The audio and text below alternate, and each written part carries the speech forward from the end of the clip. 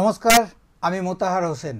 শুরু করছি এসডিটিভির বিশেষ অনুষ্ঠান সোজা কথা সোজাসুজি। আর আজকে আমাদের সঙ্গে রয়েছেন বিশেষ অতিথি বিশ্বজিৎ দাস। আসানসোলে একজন বিশিষ্ট ফুটবলার বিশ্বজিৎ দাস। সরাসরি চলে যাব তার কাছে। আপনাকে আমাদের স্টুডিওতে স্বাগত। ধন্যবাদ। দেখুন, বাঙালির প্রিয় খেলা হচ্ছে ফুটবল, এবং সেই ফুটবল খেলাকে আপনি দীর্ঘদিন ধরে তার সঙ্গে যুক্ত। বিভিন্ন সময়ে বিভিন্ন বড় টিমের সঙ্গে খেলেছেন, এবং এই মুহূর্তে মানে আপনার এই যে ফুটবলের প্রতি আকর্ষণ, এটা কিভাবে শুরু হলো? আমি ছোটোবেলার থেকেই ফুটবল নিয়েই চর্চা করে গেছি। স্কুল লাইফ, ইন্টার স্কুল খেলেছি, সুব্রত কাপ। আমি অ্যাকচুয়ালি আমার জন্ম হচ্ছে জামশেদপুর থেকে এখানে আমার আসা। তো জামশেদপুর স্কুল লাইফে আমি ফুটবল খেলেছি, ওখান থেকে আমরা সুব্রত কাপ খেলেছি। তারপরে আমি কলেজে যাই, জামশেদপুর ওয়ার্কার্স কলেজ। সেখানে আমি অল ইন্ডিয়া ইউনিভার্সিটি খেলি যাদবপুরে 1980 সালে। তারপরে আমি ওখানকার লোকাল লিগ খেলি, ফার্স্ট ডিভিশন খেলি। ইন্ডিয়ান টিউব কোম্পানিতে আমি স্টাইফেন্ডে আমাকে ওরা প্লেয়ার রিক্রুট করে। তখন আমার বিএসসির সেকেন্ড ইয়ার, মানে ফাইনাল ইয়ার। তো এটা 1981। আচ্ছা, 1981-তে আমি ইন্ডিয়ান টিউব কোম্পানি খেলি। ওইখান থেকে খেলার সূত্রেই আমাকে মানে নজরে পড়ে আমাকে পাটনা ট্রান্সপোর্ট পাটনার টিম, যাদের মধ্যে তখন প্রায় 11টা প্লেয়ারের মধ্যে 11টা প্লেয়ারই ন্যাশনাল খেলতো। আমাদের বিহারের ন্যাশনাল হতো তখন। ওটা তখন জামশেদপুর ছিল বিহারের অন্তর্গত, এখন ঝাড়খণ্ড হয়ে গেছে। তো বিহারের যে টিম সিলেকশন হতো, ন্যাশনাল টিম, ওটা হতো ইন্টার ডিস্ট্রিক্ট টুর্নামেন্টের উপর। তো ইন্টার ডিস্ট্রিক্ট খুব ইম্পর্ট্যান্ট একটা খেলা ছিল আমাদের কাছে। ওতে খেলেই আমি ন্যাশনাল টিমে যাব। তখন আমি জামশেদপুর ডিস্ট্রিক্ট, আমাদের জেএসএ ছিল, জামশেদপুর স্পোর্টস অ্যাসোসিয়েশন। ওইটা হচ্ছে জামশেদপুরের যত টিস্কো, টেলকো, টিউব আরও লোকাল ক্লাবস মিলে একটা টিম হতো। সেই টিম আমরা কলকাতা আইএফএ শিল্ড খেলেছি আমি, সব ওই 1980 সালে। আইএফএ শিল্ডে প্রি কোয়ার্টারে আমরা রাজস্থানের কাছে হেরে যাই। তো আমরা ওইভাবেই আমার খেলা শুরু। ওইখান থেকে পাটনা ট্রান্সপোর্টে আমি চাকরি নিয়ে চলে যাই। আমার গ্র্যাজুয়েশনের রেজাল্ট বেরাবার আগেই আমি কিন্তু চাকরি পাই পাটনা স্টেট ট্রান্সপোর্টে। সেখানে আমাদের কোচ ছিলেন তখনকার চন্দ্রেশ্বর প্রসাদ। উনি হচ্ছেন অর্জুনা অ্যাওয়ার্ডি এবং মোহনবাগান চুটিয়ে খেলেছেন। উনি বাঙালি ছেলে খুব পছন্দ করতেন, যার জন্য আমার ওখানে জায়গা পেতে অসুবিধা হয়নি। আমি প্রথম থেকেই তাদের প্রথম টিমে খেলি। এবার কিন্তু আমার উদ্দেশ্য ছিল কিভাবে কলকাতা খেলবো। ইতিমধ্যে কত সাল? 1981। আচ্ছা, এটা 1981 চলছে। হ্যাঁ, 1981 পাটনা ট্রান্সপোর্ট আমি 1981তেই খেলি। ওখান থেকে ডিস্ট্রিক্ট খেলি, ন্যাশনাল খেলি। তখন কিন্তু আমার মাথার মধ্যে ঘুরছে কী করে কলকাতা খেলবো। আর আমরা ওই সময় একটা জায়গায় আমরা ভাইজাগ টুর্নামেন্ট খেলতে যাই, ওখানে বার্নপুর ইউনাইটেড ক্লাবও গেছিলো। তো ওদের সাথে আমাদের খেলা হয়। তার আগে আরও খেলা খেলেছিলাম। ওরা আমাকে বলে যে তুমি কি, ওরা আমাকে প্রথমত বুঝতেই পারেনি যে আমি বাঙালি ছেলে। যাই হোক, ওখান থেকে আমাকে অফার দেয় তুমি যদি বার্নপুরে আসো। আমি তো এক পায়ে খাড়া বার্নপুরে আসবো বলে। দিয়ে আমাদের খেলা শেষ হয়ে যায়, আমরা চলে যাই, পাটনায় চলে যাই। আমি চাকরি করি আর খেলতে থাকি। ওই সময় ওরা বার্নপুরে ট্রায়াল হয়, ট্রায়ালে ওরা আমাকে ডাকে। ওই যে আমি পাটনা থেকে চলে এসেছিলাম, তখন আমাদের ন্যাশনাল ক্যাম্প চলছিল। কিন্তু আমার ওই বছরই বাবা পিতৃবিয়োগ হয়। 1981-তে আমার বাবা মারা যায়। আমি কিন্তু বাবাকে লাস্ট দেখতে পারিনি, কারণ আমি তখন সঞ্জয় গান্ধী গোল্ড কাপ খেলছিলাম পাটনাতে, আর আমাদের টিম সেমিফাইনাল খেলছে পাটনা ট্রান্সপোর্ট। তো একটা বিশাল ব্যাপার ছিল, মোহামেডানের সাথে খেলা খেলবো। আমার কাছে ওদের খবরও দেয়নি। আমি যার জন্য ঠিক আমি জানতাম না। আমার খেলাটা শেষ হওয়ার পর ওরা আমাকে বলেছে যে তুমি না, সংবাদও পাইনি, আমাকে বলেছে বাবা অসুস্থ, তুমি বাড়ি যাও। আমি তখনও বলেছিলাম যে না, এখানে স্যার খেলা আছে, আমি বাড়ি যাব। তো ও না না, তুমি বাড়ি যাও, একটু বাড়ি ঘুরে এসে তোমার মনটা ভালো লাগবে। বাড়ি এসে আমি দেখি যে বাবা নেই। তো আমার প্রায় 3 দিন পরে আমি বাড়িতে পৌঁছেছিলাম। যাই হোক, আমার দাদা মা, যাক সেই সময় তো আপনি একদম তরুণ, একদম যুব, মোটামুটি বয়স কিরকম আপনার তখন? তখন আমার 20 বছর। আচ্ছা, একদমই একদমই নূতন, জাস্ট গ্র্যাজুয়েট হয়েছে, আমি সায়েন্স গ্র্যাজুয়েশন করেছি। খেলতে খেলতে কিন্তু আমি পড়াশোনাটা চালিয়েছিলাম। যখন এই বয়সের প্রসঙ্গটা সামনে এলো তখন স্বাভাবিকভাবে একটা ব্যাপার চলে আসে যে সেই সময়কার যারা যুব বা সেই সময়কার যারা কৈশোর থেকে যৌবনের পথে যাচ্ছে, অর্থাৎ ওই যে তখন যে তাদের মধ্যে যে এই ফুটবল খেলা বা আরও অন্যান্য খেলা, বিশেষ করে যেহেতু আপনি ফুটবলটা নিয়েই মানে চর্চা করছেন, তো সেই সময়কার যারা আপনার সমবয়স্ক ছেলে তারা তারা স্পোর্টসে মানে এই ফুটবলের প্রতি তাদের কিরকম আগ্রহ ছিল? জামশেদপুরে তখন ফুটবল বলতে কিন্তু বাঙালি ছেলেরাই খেলতে, কিছু মহামেডান ছেলেও খেলতো। তো আমরা সেই সময় একছত্রভাবে খেলেছি জামশেদপুরে। তখনকার জামশেদপুর ইউথ, জামশেদপুর বয়েজ, উদীয়মান ক্লাব, এর মধ্যে থেকে প্রচুর ভালো ভালো ছেলে, আমার সমসাময়িক ছেলে, তারা কিন্তু হয়তো কপাল ভালো খেলেছে, কিন্তু হয়তো কপালের জন্য তারা সেরকমভাবে এগোতে পারেনি। তারা ওই একটা চাকরি নিয়েই রয়ে গেছে। আমাদের সময় কিন্তু চাকরি টার্গেট খেলা ছিল, মানে ভালো খেলে একটা চাকরি পাবো। এখন যেই জিনিসটা উঠে গেছে, এখন প্রফেশনাল ব্যাপার। আমি আসছি, আমি ওই চাকরির জায়গাটাতেও আসছি।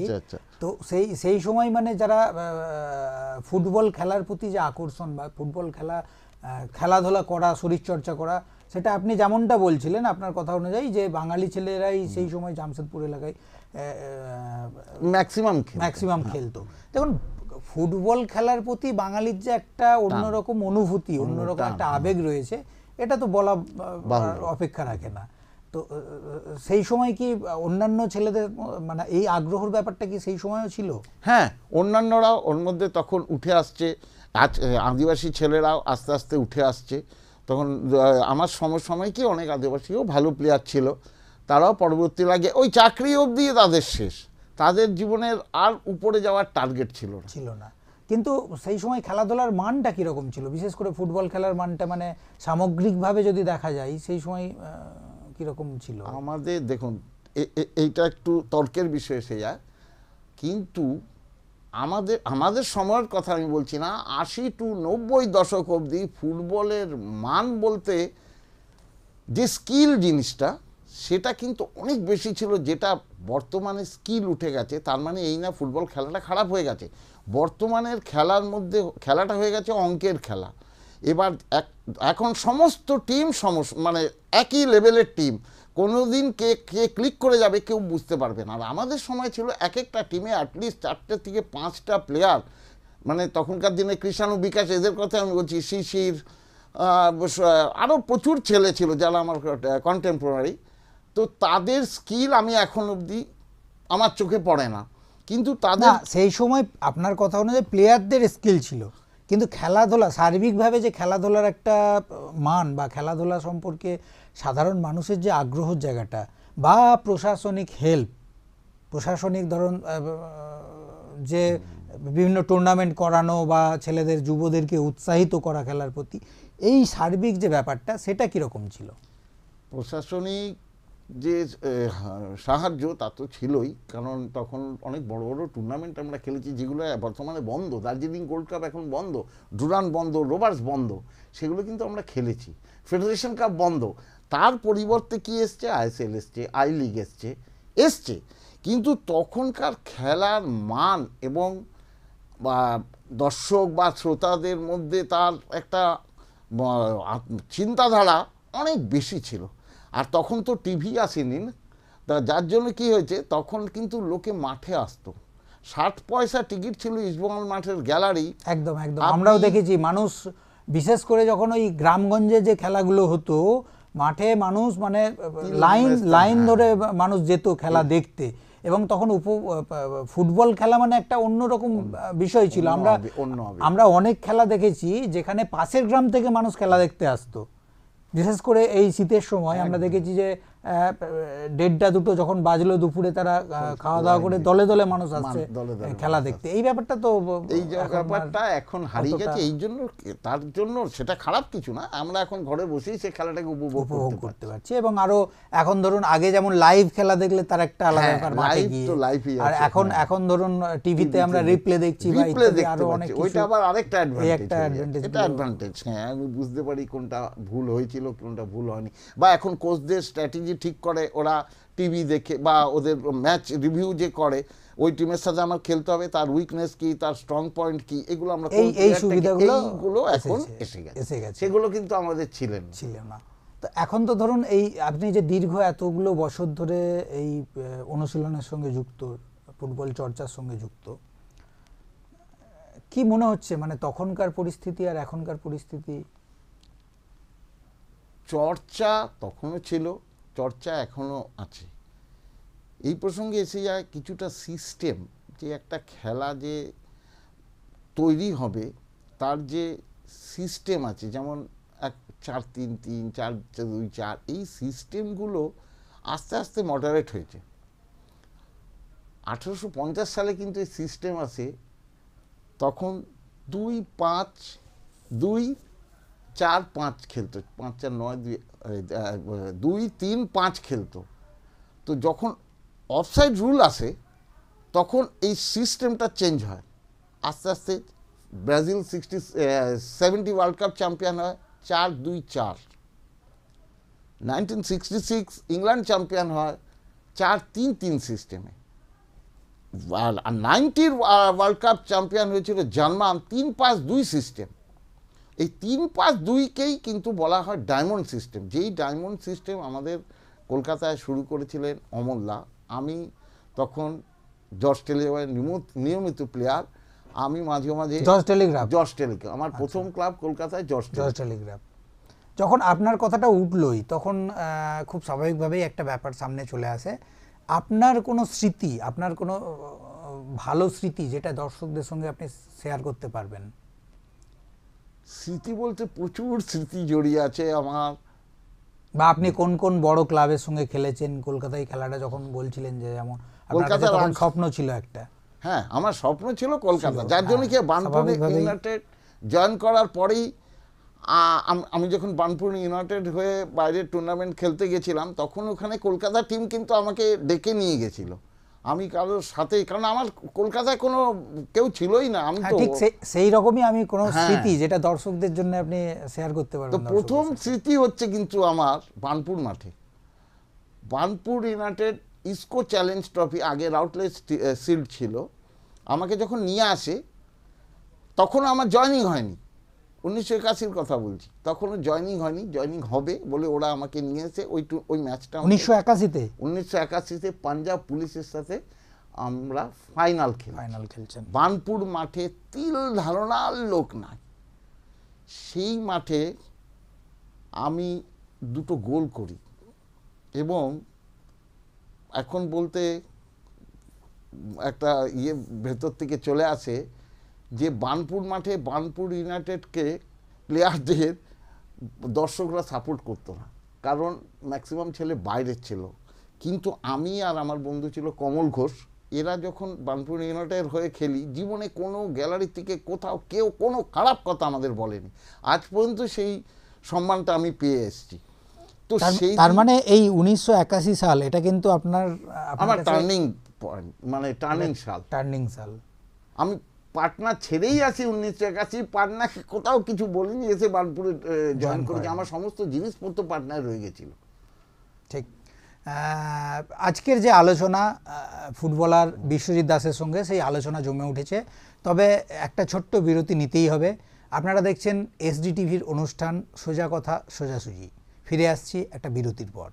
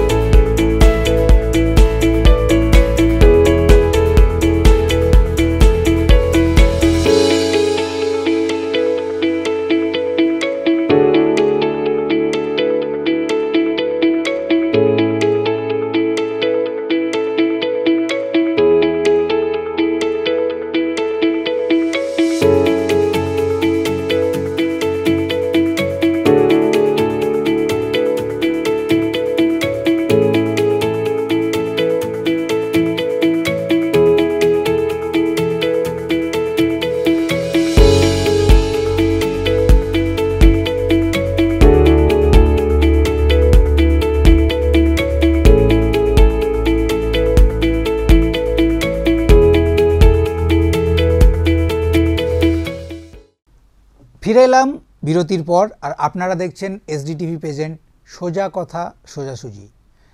আজকে আমাদের সঙ্গে রয়েছেন আমাদের অতিথি বিশ্বজিৎ দাস। আপনি তো 81 সালের কথা শোনাচ্ছিলেন এবং সেই সময়কার স্মৃতি শোনাচ্ছিলেন। এখনকার যে প্রজন্ম, এবারে আসি একটু আসানসোল, এখনকার প্রজন্ম, এইসব এখনকার যারা প্রজন্ম, তারা এই ফুটবল খেলার প্রতি কতটা আকৃষ্ট বলে আপনার মনে হচ্ছে? তারা কতটা এই ফুটবল সম্পর্কে তাদের এখনকার ধ্যান ধারণাটা ঠিক কি? দেখুন, তখন প্রত্যেক বাড়িতেই আমরা মানে দেখেছি মাঠে বিকেল হলেই সবাই মাঠে চলে যেত। এখন নিউক্লিয়াস ফ্যামিলি, তাতে ছেলে একটি কি দুটি, বাবা মার একটাই চিন্তা, ছেলে কি করে পড়াশোনা করবে, কি করে বড় চাকরি পাবে বা বিদেশ যাবে। আর আমরা কিন্তু একটা জিনিস আমি ফুটবল দলদের সবসময় বলি যে পড়াশোনার সাথে কারো কম্প্রোমাইজ হয় না, কারণ পড়াশোনার জায়গা। আমি রাতের বেলা না ঘুমিয়েও পড়তে পারি, রাতের বেলা ফুটবল খেলতে পারবো না। সেই জন্য আমি খেলাটা বিকেলে খেললাম, আমি রাতে পড়লাম, এই করেই কিন্তু আমি গ্র্যাজুয়েশন করেছি। আমি AMIE এর সেকশন A পাস করেছিলাম। আমি আমার একটা আইনের লয়ের একটা ডিগ্রি আছে, এই ডিপ্লোমা আছে। তো পড়াশোনার জায়গায়, খেলাধুলোর জায়গায়, এবং পড়াশোনার মানটাকে মানে পড়াশোনাটাকে ধরে রাখার জন্য শরীরচর্চা বা খেলাধুলা একটা বিশেষ ভূমিকা রাখে, যেটা গুণীজনরা বলে। একদম একদম এক হেলদি মাইন্ডই হচ্ছে হেলদি বডির জন্য দরকার। একদমই। তো এই জায়গা থেকে তাহলে তো স্বাভাবিকভাবে একটা ব্যাপার সামনে চলে আসছে যে আপনি যেমনটা বলছিলেন যে আগেকারের প্রজন্ম তারা বিকালের দিকে মূলত মাঠমুখী হতো এবং তারা ফুটবল খেলতো, শরীরচর্চা, খেলাধুলা এসব ইত্যাদির সঙ্গে তারা নিজেদেরকে যুক্ত রাখতো। কিন্তু এই মুহূর্তে আপনি যেমনটা বলছেন যে পড়াশোনার একটা চাপ রয়েছে, পাশাপাশি আরও অন্যান্য পারিপার্শ্বিক ব্যাপার রয়েছে, ঠিক সেই জায়গা থেকেই স্বাভাবিকভাবে আপনার জানতে ইচ্ছে করছে যে তাহলে কি আপনি বলবেন যে ফুটবলের মান ধীরে ধীরে পড়ছে, নাকি এটা বলবেন যে ফুটবলের মান গ্রাফটা মানে উপরের দিকে? কিভাবে আপনি বিষয়টাকে ব্যাখ্যা করবেন? মাঝখানে দেখুন, আমি বলি 62 আমাদের এশিয়ার চ্যাম্পিয়ন ছিল। তো সেই ইন্ডিয়া টিমের সেই প্লেয়ারের মান কিন্তু আমরা এখন খুঁজে পাবো না। পরবর্তী লাইফে খেলা খুব খারাপ জায়গায় যায়নি, কিন্তু মাঝখানে অনেকটাই ডাউন হয়ে গেছিল। আমাদের এই আই লিগ অ্যান্ড ISL শুরু হওয়ার পর কিন্তু মান আর একটু অনেকটাই উঠেছে। যদিও এবছরের ইন্ডিয়ান টিমের রেজাল্ট কিন্তু এখন অবধি স্যাটিসফ্যাক্টরি নয়। সুনীল ছেত্রী অবসর নিয়েছে, ওর গ্যাপটা ফিল আপ করার এখন মানে ওর মতো প্লেয়ার এখনও আসেনি, তবে নিশ্চয়ই আসবে। আর ফিটনেস লেভেলটা এখন যে তৈরি হচ্ছে সেটা কিন্তু আমাদের থেকে ভালো। এখন একটা প্লেয়ার 90 মিনিটস ম্যাচ খেলার জন্য এক ফুললি তৈরি। কোন জায়গায় অভাব জানেন? অভাব হচ্ছে টেকনিক্যাল ব্যাপার, স্কিল ডেভেলপমেন্ট নেই, মাথা কম চলে, সেরকম পড়াশুনো করে প্লেয়ার খেলতে আসে না। পড়াশোনা করলে সেই প্লেয়ারের মাথা সবসময় শার্প হয়। আর একটা ফুটবলারের ডিসিশান আসে কিন্তু মাথা থেকে। বলে মাথা হচ্ছে মানে মেন জিনিস, যেখান থেকে অর্ডার আসবে, আর আমাদের পা হচ্ছে টুলস। সে সেই হিসাবে অ্যাক্ট করবে। ফুটবল পা দিয়ে খেলে না, ফুটবল কিন্তু মাথা দিয়ে খেলে। তো মাথাটা কিছুটা হলেও কমে গেছে এখনকার। এটা তো আমি আপনাকে একটু, এটা তো সার্বিকভাবে আপনি বলছেন যে সেইভাবে বুদ্ধি লাগিয়ে যে মাঠেতে যে উপস্থিত বুদ্ধি লাগিয়ে বল পাসিং দেয়া, কাটানো বা গোলে মারা ইত্যাদি ইত্যাদি যে ব্যাপারগুলো থাকে টেকনিক্যাল ব্যাপার ফুটবলের ক্ষেত্রে, ঠিক এখান থেকেই আসানসোল, যেহেতু আপনি আসানসোলে 1981 থেকে আপনার হচ্ছে এখানে চলছে, এখানে ফুটবল নিয়ে চর্চা, তো স্বাভাবিকভাবে আসানসোলের যে ফুটবল, আসানসোল মূলত আসানসোলে যে যারা এখন যুব, যাদের ফুটবলের মাঠে আসার সময়, পায়ে বল নিয়ে, হাতে বল নিয়ে আসার সময়, তাদের ব্যাপারে আপনি কি ভাবছেন? এখন কিন্তু বাবা মারা ইন্টারেস্টেড হচ্ছে একটু খেলাধুলোর জন্য মাঠে পাঠানো। তো যেহেতু তাদের ছেলেদের শরীর স্বাস্থ্য নিয়ে চিন্তা হচ্ছে, তারা মাঠে পাঠাচ্ছে। এবার একদম বলবো না, ক্রিকেট মাঠে তো প্রচুর ছেলে যায়, ফুটবল মাঠে তুলনামূলক কম। কারণটা কি? কারণ হচ্ছে ফুটবল হচ্ছে একটু পরিশ্রমের খেলা, ক্রিকেট বলে রাজার খেলা নিশ্চয়ই, তবে ক্রিকেটেরও এখন ফিটনেস লেভেল অনেক হাই, কিন্তু যে ব্যাট করছে সে ব্যাটই করে যাচ্ছে, যে বল করছে সে বলই করে যাচ্ছে, সেই আন্দাজে ফিল্ডিংও কেউ করে না, সেগুলো অতটা ওনারা চোখ দেন না, যার জন্য ক্রিকেটে অতটা ওয়ার্কলোড নেই। আর ক্রিকেটের খেলে কিন্তু বড় লোকরা, মানে বড় লোকের ছেলেমেয়েরাই বেশি খেলে, আর ফুটবল আসে একদম নিডি ফ্যামিলির থেকে, অনেক নিচু ফ্যামিলির থেকে, তাদের গার্জেনদেরও এই সম্বন্ধে কোনো ধারণা নেই যে তাকে কি কোন খেলা খেলাবো বা কি করব। তাহলে এই মুহূর্তে সার্বিকভাবে যদি আসানসোলের কথা ধরা হয়, সেখানে ফুটবলের পরিস্থিতিটা, মানে ফুটবল খেলার পরিস্থিতিটা, এখানকার যারা যুব তারা কতটা এগিয়ে আসছে, খেলার কতটা পরিবেশ আছে, এই ব্যাপারটা যেহেতু দীর্ঘদিন ধরে আপনি আসানসোলে ফুটবল নিয়ে কাজ করছেন, ফুটবল নিয়ে চর্চা করছেন, কি ভাবছেন? দিন কিন্তু ফিরছে। আগে আসানসোলের ছেলেরা মাঝখানে যেমন দমে গেছিল, এখন কিন্তু সেই জিনিস নেই। আমরা সবসময় বুঝিয়ে যাচ্ছি যে এখন ফুটবল খেলে একটা ছেলে যে ইনকাম করে ক্রিকেটারদের থেকে, মানে সাধারণ ক্রিকেটারদের থেকে অনেক বেশি। অতএব যদি তুমি তোমাকে নিজেকে তৈরি করে সেই জায়গায় পৌঁছাতে পারো, আমার দুটো উদাহরণই আছে। ঋত্বিক দাস যখন জীবন শুরু করে কিন্তু আমার কাছে একদম বাচ্চা ছেলে, আমার কাছে ওর বাবা নিয়ে এসেছিল যে বিশুদা ওই আমার ছেলেটা ফুটবল খেলবে। ওর বাবা কিন্তু তখন এক্সিকিউটিভ, মানে একজন নামি দামি লোক। খুব স্বাভাবিক, খুব স্বাভাবিক। আমাদের যেহেতু অনুষ্ঠান প্রায় শেষের দিকে, এটা তো গেল যারা খেলতে আসছে, মানে এখনকার প্রজন্ম মাঠের দিকে মাঠমুখী হচ্ছে, কিন্তু পরিবেশ, শিল্পাঞ্চলে পরিবেশটা কীরকম বুঝছেন? মানে ফুটবল খেলার যে পরিবেশ, সেটার কতটা উন্নতি হয়েছে, বা লিগ খেলার যে ব্যাপারটা, সেটা লিগ খেলাগুলো ঠিক কোন পর্যায়ে আছে, বা কোন কোন ক্লাব, আসানসোলে তো প্রচুর ছোট বড় ক্লাব আছে, তারা কতটা ফুটবলমুখী হচ্ছে, বা লিগ খেলায় তারা কতটা সুযোগ পাচ্ছে খেলার, এই বিষয়টা যদি একটু। না, এখন কিন্তু সুযোগ পাচ্ছে, এখন লিগটা ভালোই হয়। আমাদের আসানসোল স্পোর্টস একাডেমি ফার্স্ট ডিভিশনের মানে ফাইনালে উঠেছে। এবছরে যে দুটো টিম ফাইনালে খেলবে, তারা সামনের বছর সুপার ডিভিশন খেলবে। আমাদের দুটো গ্রুপ আছে। আমি অ্যাকচুয়াল আসানসোল সাব ডিভিশনের ফুটবলে, কিন্তু এখানে ঠিক ঠিক খুব ভালো সেটা, কিন্তু এখানেই একটা বড় প্রশ্ন, যে আসানসোলের যারা যুব তারা ফুটবল খেলায় আগ্রহী হচ্ছে, তারা মাঠমুখী হচ্ছে, এবং আপনার কথা অনুযায়ী যে এখানে লিগের খেলাও হচ্ছে, এবং বিভিন্ন ধরনের যে ফুটবল টুর্নামেন্টগুলো সেগুলোও হচ্ছে। তাহলে যদি তাই হয়ে থাকে, কিন্তু আমরা তো লাস্ট 5 বছর 7 বছর 10 বছর ধরে তেমন কোনো বড় খেলোয়াড়, বড় প্লেয়ার যারা কলকাতায় গিয়ে খেলছে, সে তার কোনো পরিসংখ্যান বা তার কোনো, হ্যাঁ পরিসংখ্যান তো ওই যে ঋত্বিক দাস, সায়ন ব্যানার্জি আইএসএল খেলছে ইস্টবেঙ্গলের হয়ে, ঋত্বিক দাস জামশেদপুর এফসির হয়ে খেলছে। এই দুটো ছেলে আসানসোল থেকে বাইরে গিয়ে খেলছে। আর আমার জীবনে একটাই উদ্দেশ্য নিয়ে আমি চলছি এই ফুটবল নিয়ে, যে এইখান থেকে আমার থেকে বেশি কেউ খেলুক। এটা কি লাস্ট 5 বছর বা 7 বছর বা 10 বছরের পরিসংখ্যান বলছেন? হ্যাঁ, এই তার আগে কেউ যায়নি, আমার পরে সেই লেভেলে কেউ খেলেনি। না, যদি তাই হয়ে থাকে তাহলে বিশ্বজিৎবাবু একটা ব্যাপার খুব বলুন, সেটা হচ্ছে যে এতটা সময়ে গ্যাপ, এবং তারপর দুটি ছেলে বাইরে গেল খেলতে আসানসোল থেকে, আসানসোল এখানে মাঠে প্র্যাকটিস করে তারা এখন অন্য বড় টিমে খেলছে।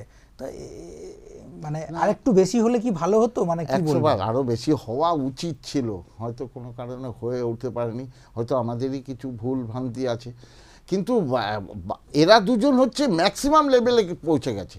আর অন্য যারা আছে তারাও কলকাতা মাঠ খেলছে, অনেক ছেলেই এখন আসানসোল থেকে গিয়ে কলকাতা মাঠ খেলছে, কিন্তু এরা দুজন একদম টপ লেভেলে পৌঁছে গেছে। আপনি তো দীর্ঘদিন ধরে ফুটবল চর্চার সঙ্গে যুক্ত, এখনকার যারা খুদে ফুটবলার, আপনি কি বার্তা দেবেন? খুদে ফুটবলারদের একটাই বার্তা, তোমরা মাঠে এসো, খেলো। মাঠে সব ছেলেই কিন্তু ভালো প্লেয়ার হবে না, কিন্তু ভালো মানুষ হবে। তাদের চরিত্রটা গঠন হয়ে যাবে। এটাই কিন্তু আমার গার্জিয়ানদের কাছে আবেদন যে আপনারা ছেলেদের মাঠে পাঠান, তারা ফুটবল খেলুক, ক্রিকেট খেলুক, যাই খেলুক, তাদের চরিত্র গঠন করার জন্য পাঠান। তার মধ্যে 10টা ছেলে যদি আসে, অ্যাটলিস্ট 2টো ছেলে ভালো হয়তো সেই লেভেলে খেলবে, কিন্তু বাকিদের কিন্তু জীবনটা মসৃণ হয়ে যাবে। একদম অনুষ্ঠানের শেষ পর্যায়ে এসে পৌঁছে গেছি। আচ্ছা, লাস্ট একটা প্রশ্ন করার খুব ইচ্ছে করছে, সেটা হচ্ছে যে দীর্ঘদিন ধরে আপনি ফুটবল চর্চার সঙ্গে যুক্ত, অনুশীলনের সঙ্গে যুক্ত, স্বাভাবিকভাবে একটা ব্যাপার চলে আসছে যে আপনি আসানসোলের ফুটবলের মান উন্নয়ন, তার জন্য আপনার ভূমিকাটা ঠিক কীরকম থাকবে? আসানসোল ফুটবলের মান উন্নয়নের জন্যই আমি চেষ্টা করে যাচ্ছি। 2019-এ আমি সেলের স্পোর্টস অফিসার ছিলাম, তো ওইখানেই আমাদের জুনিয়র আমার টিম ছিল। তারা এখন প্রত্যেকে এস্টাবলিশ, মানে চাকরি করে জীবন নিয়ে এস্টাবলিশ। আমার পরবর্তী তারপর রিটায়ারমেন্ট হওয়ার পরও আমি প্রথম শুরু করি আসানসোল ফুটবল একাডেমি, তারপর শুরু করি আসানসোল স্পোর্টস একাডেমি। আমার উদ্দেশ্য এখান থেকে নতুন ছেলেরা আসুক, শিখুক। আমার মতো এখানে উত্তম দা বলে একজন আছে, ও আসানসোল ভিলেজ নিয়ে অনেক কিছু চেষ্টা করছে। ও চেষ্টা করছে যে ভালো ছেলে তৈরি হোক, ভালো ছেলে যাক। সায়ন ব্যানার্জিকে কিছুটা ওরও গাইডলাইন্স আছে। খুব স্বাভাবিকভাবেই আপনি চাইছেন যে নতুন প্রজন্ম তারা ফুটবলের প্রতি আসুক, আকৃষ্ট হোক, মাঠে আসুক। তো এই যে আপনাদের যে স্পোর্টস একাডেমি, এইগুলো কি মানে এখানে ভর্তি হওয়া বা এখানে প্র্যাকটিস করা, সেই ক্ষেত্রে কি মানে কোনো খরচা বা কোনো এই ব্যাপারটা যদি আপনি দর্শকদের সামনে একটু। আমাদের স্পোর্টস একাডেমিতে এখন তো নন রেসিডেন্সিয়াল, তো যারা আসে, যাদের সামর্থ্য আছে তাদের থেকে আমরা একটা ফি নামমাত্র নিয়ে তাদেরকে জার্সি এবং অন্যান্য ফুটবলের কিটস আমরা দিয়ে থাকি। আর বাকি আমাদের ফুটবল প্র্যাকটিস করানোর জন্য সমস্ত ইনস্ট্রুমেন্ট আমাদেরকে কল্যাণপুর সোশ্যাল ওয়েলফেয়ার অর্গানাইজেশন আছে, ওনারা হেল্প করেন। আর আমি আমাদের যে টিম আছে, 19 বছরের একটা টিম আছে, সেই টিমের সব প্লেয়ার তো আর সেই মানে ঘর থেকে আসেনি, তাদেরকে আমরা হেল্প করি। তাদের জন্য থেকে কোনো ফি নেওয়া হয় না। ভালো ছেলে যদি আসে তাদেরকে আমরা কোনো ফি নেব না, তাদেরকে আরও সুন্দর করে আরও ভালোভাবে যেন ওর জীবনটা একজন প্লেয়ার হিসেবে তার যা যা দরকার তার গঠনের ক্ষেত্রে সেই সমস্ত ব্যাপারগুলো আমরা দিয়ে থাকি। একদম হেল্প। আমরা একদমই শেষ লগ্নে এসে পৌঁছে গেছি অনুষ্ঠানের। আপনারা দেখছিলেন এসডিটিভির অনুষ্ঠান সোজা কথা সোজাসুজি। আজকে আমাদের অতিথি ছিলেন বিশ্বজিৎ দাস, বিশিষ্ট ফুটবলার। অন্যান্য অনুষ্ঠান দেখার জন্য চোখ রাখুন এসডিটিভিতে।